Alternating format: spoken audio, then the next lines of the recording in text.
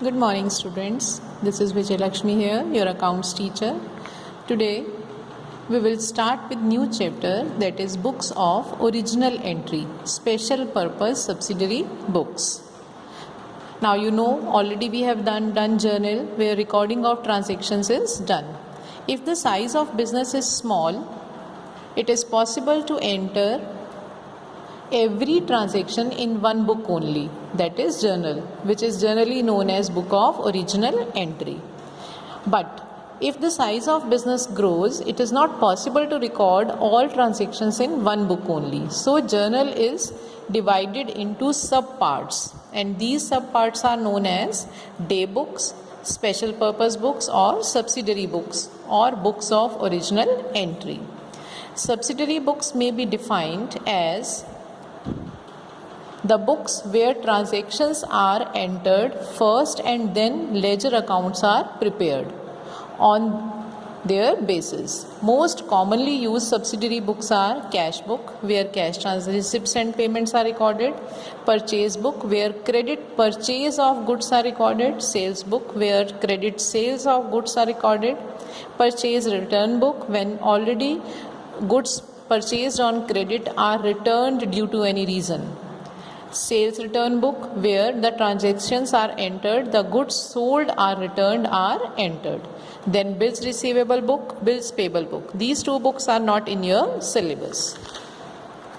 Our first book is purchase book or purchase journal. Now what is purchase book and when to prepare it? Purchase book is the book where all credit purchases of goods in which the businessman deals are recorded. Cash purchase is not recorded here, only credit purchase. No purchase of asset is recorded here. If any asset is purchased in the business, it is not recorded here. And the other name for purchase book is invoice book or purchase day book. The amount of purchase to be recorded in purchase book is arrived at after deducting trade discount. Purchase book में जो amount हम enter करते हैं that is arrived at after deducting trade discount. No separate column is prepared for freight और cartage and it is not taken into account while preparing purchase book. Now important terms are input. Now input GST is which is paid at the time of purchase of goods.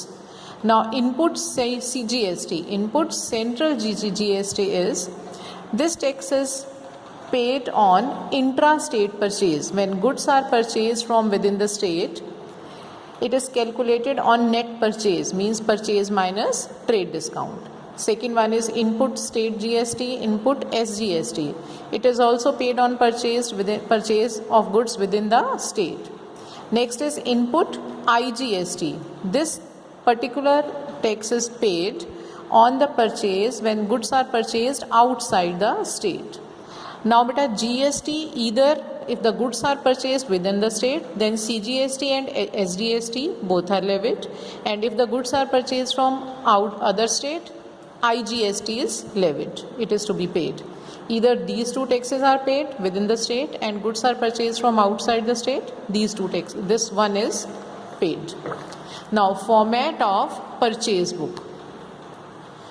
10 columns are made in format of purchase book. First column is of date, second is of particulars, in which name of suppliers are written, means from which supplier how many goods at how many cost are purchased, each and everything is mentioned over there. Then invoice number, जहाँ से हमने इस particular transaction की recording की है, invoice number. Ledger folio, in which particular ledger page number this transaction is transferred. Then details. Then purchase, input IGST, input CGST, input SGST, input IGST, and total amount. Now here we keep writing how many goods, their price, then minus trade discount. First of all trade discount is subtracted. Trade discount को subtract करने के बाद जो amount आएगा उसमें CGST and SGST it is added over there. CGST and SGST is added over there. ये दोनों नहीं होंगे, विद इन द स्टेट नहीं होगा तो IGST will be levied. इस नेट परचेज के ऊपर हम ये परसेंटेज कैलकुलेट करेंगे, then total amount will come here.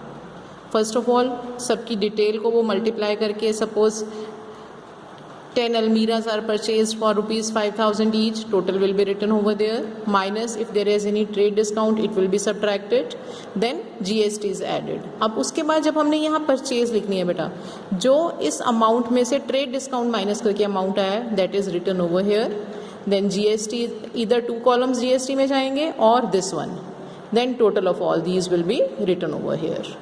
This way all transactions are entered here, then total is done. One thing again keep in your mind, total cash purchase नहीं हम लेते, purchase of goods नहीं हम लेते इसमें, right. इसी तरह से हमारी सेल्स बुक बन जाती है. सेल्स बुक में हम क्या एंटर करते हैं, credit sales of goods. Cash sales of goods नहीं होगा और सेल ऑफ एसेट नहीं होगा, only credit sale of good. और जब हम गुड सेल करते हैं GST इज़ कलेक्टेड, उसको हम बोलते हैं आउटपुट GST. अगर विद इन द स्टेट है चीज़ों को हम बेच रहे हैं तो आउटपुट CGST, आउटपुट SGST. और अगर हम गुड्स को आउटसाइड द स्टेट कर रहे हैं, सेल कर रहे हैं, then it will be output IGST.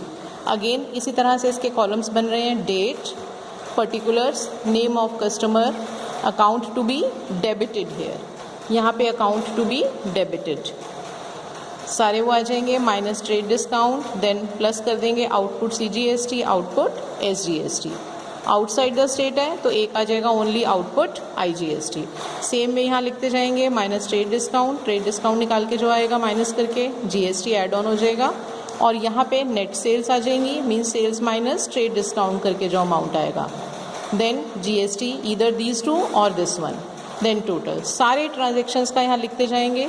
Last में last date of the month लिखेंगे, देन टोटल. इस कॉलम का टोटल नहीं करना, बाकी रिमेनिंग सब कॉलम्स का. यहाँ पे भी इन सब का टोटल यहाँ पे आ जाएगा, ओनली दिस कॉलम का टोटल नहीं होगा. ये तो यहीं बस हर ट्रांजेक्शन के बाद डबल लाइन लगा के आगे ट्रांसफ़र करना है, right. In our next module we will start doing practical questions of purchase book and sales book. Thank you children.